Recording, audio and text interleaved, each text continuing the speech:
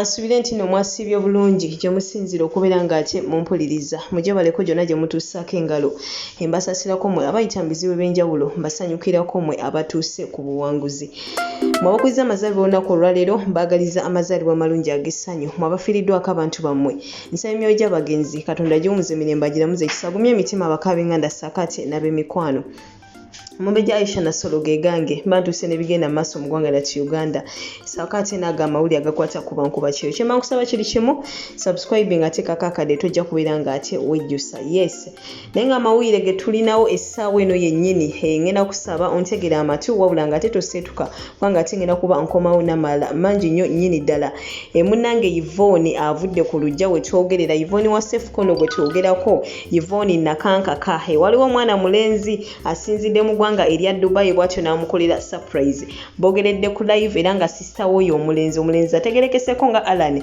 yasitudde munnange ebirabo bwatyo n'abimutwalira nga mwe mulina empeta era ono gwe twandiyise nga mulamu we muganda wa mwanyina wa Alan munnange yamwambaza empeta eno so banaye congratulations Yvonne bamukoleddawo surprise bambi n'asanyuka nnyo nnyini ddala era munaye nakkiriza nti agenda kubeera nga afumbirwa omusajja oyo kubanga munange amuproposingidde ku live era bw'atyo nakkiriza okubeera nga atyakola ki amufumbirwa wabula nga aba social media in-laws we tubamanyi bo munange tebagenze mu maaso nakubeera nga ate era bamuweeza butereevu bavuddeyo ne batandikirawo okubeera nga ate bamusabula ekinajjukirwa nti Yvonne yabadde yafunye sponsorship era nakati akyagirina wabula kati ate bineeno bo balabanga kwegamba we biyingirawo biringa ebigenda okubeera ng'ate munaye bakola ki bimulemesa okusoma manyi bo babangawo wali eri nga bagabaze advice wano ne wali so munaye bo bavuddeyo ne bamuweerawo level ne bamugamba munnange okyali mwana muto ebyabasajja sooka obyesonyiwe genda mu maaso nakubeera nga okakalabya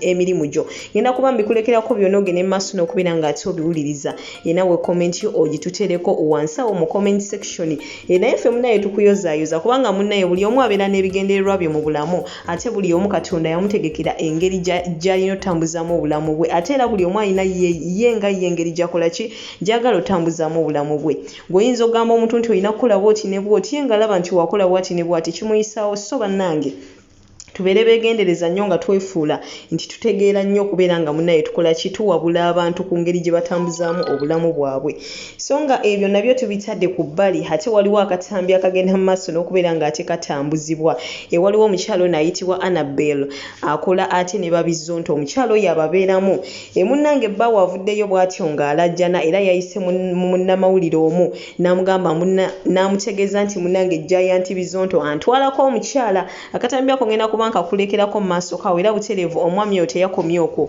nakwata ne audio zonna ez'omwami oyo Giant Bizonto bw'atyo munnange ng'agenda mu maaso n'okubeera ng'ate abalina bye bakkaanyako ne mukyala we munnange bw'atyo n'azisindika wabula nga si byangu n'akamu n'akeddagala ye omukyala we babimubuuzizza yagambye nti munaye guli mulimu tewali kigenda mu maaso na Giant Bizonto just bakola byonna kwegamba ebintu si byangu n'akamu n'akeddagala naye butereevu ngenda kuba mbikulekerako gwe otubulira ekiki ky'olowooza ku nsonga zino mukwano gwange naye nga si byangu n'akamu n'akeddagala ngenda kuba nkusibula essaawa eno yennyini kujjukiza okusubscribinga ate kakakadde like nga vidiyo eno oba tonnaba naye nga ekisinga obukulu toseetuka kubanga ate ngenda kuba nkomawo n'amawulire amalala mangi nnyo nnyini ddala goodbye for now. Congratulations to Yvonne and Alex.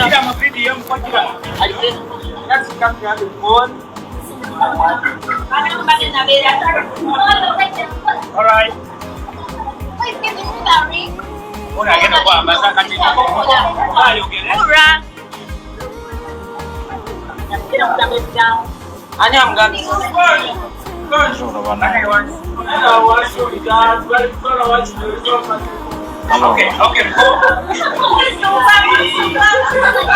Kamange yogera ebigambo. Kamama. Kamama, ompulira. Tukuwulira. Kamama, sister wange azze kuba nga nze tusaba otwagale era agenda kumpeera ekitabo kye nakuwadde. Will you marry me? You wanna be? Yeah. Wow. My sister, we got Sister Jimwe.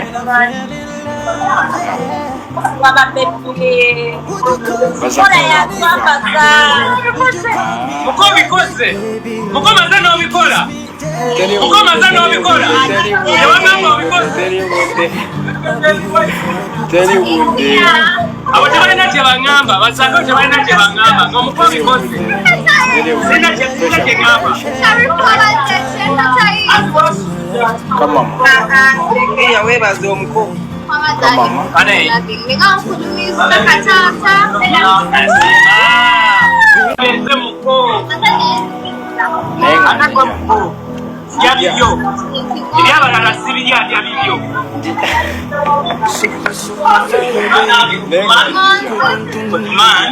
Bro.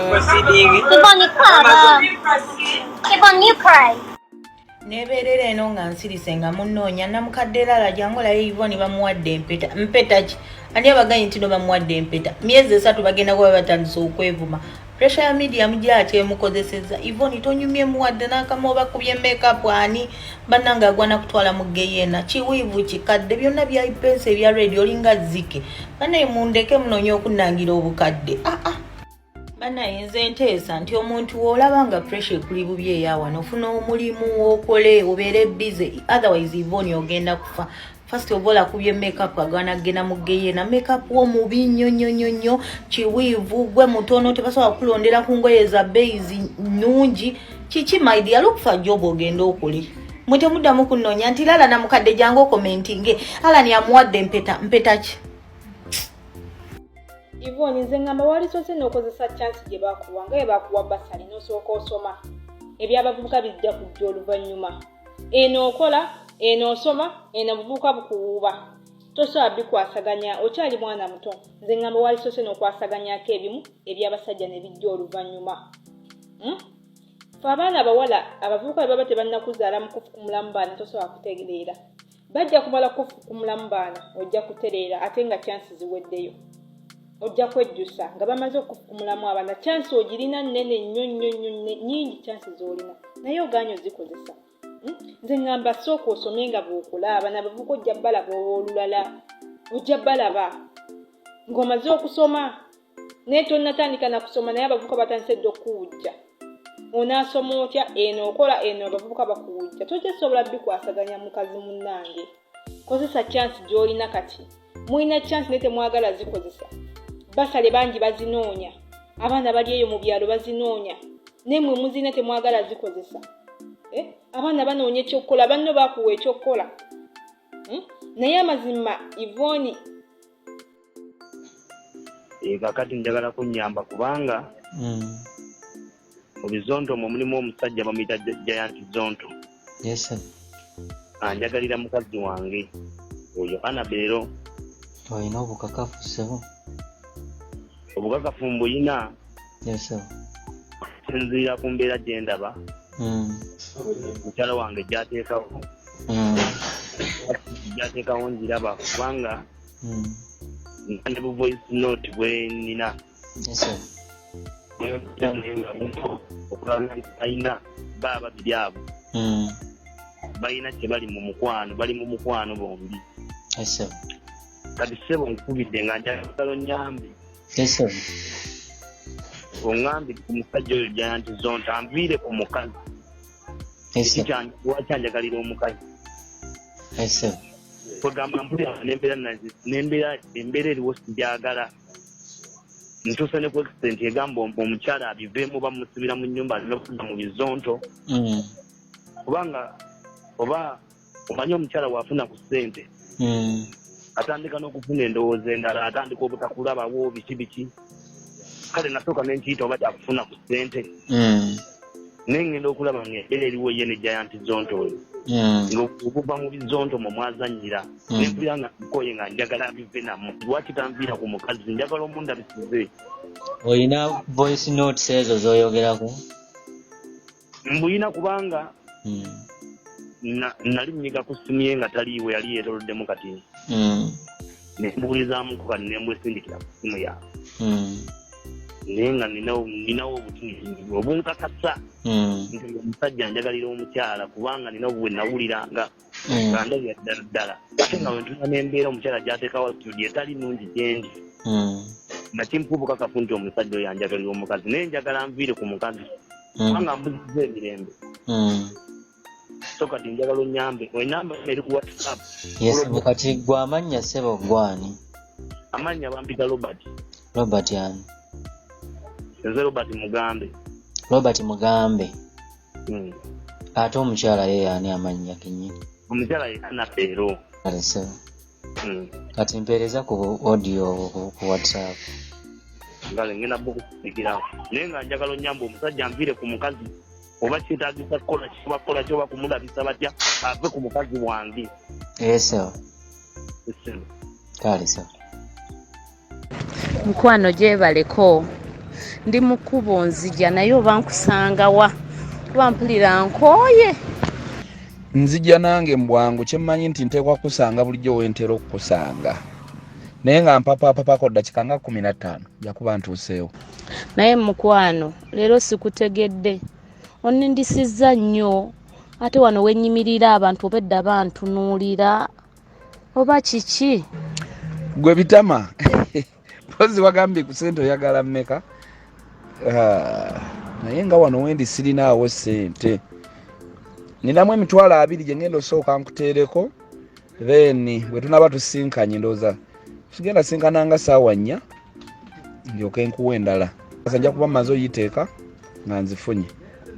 Kale mukwano naye ndowooza oba esweta yange yasigala eyo kubanga njukira one dropping ewaka saajambala najja buzinga sijambadde soko nkeberereko. Aweeri nagirabyeko n'olwajjo nabadde nnabyenkebera nagirabyeko naye ndowooza ngenda kujja naye lumu tusinkane ate tuukawo mu budde kuba saagala kulimirira awo nnyo. Okay. Why? Gwe wasigaza waleti yange kubanga neekebera sijiraba ngali ngenda tambula ntya nkebereraako bannayo oba gwe wagisigaza ndabe. Sorry dear, waleti nze nagijeewo nenjiteeka mu kasawo kange ate neneerabira okugamba bannange sorry. Ogenda kukola otya? Omwami alaajana naye ebyo bya famire kyemmanyi bijja kuggwa tayagala nkole ngera bwe yagambye.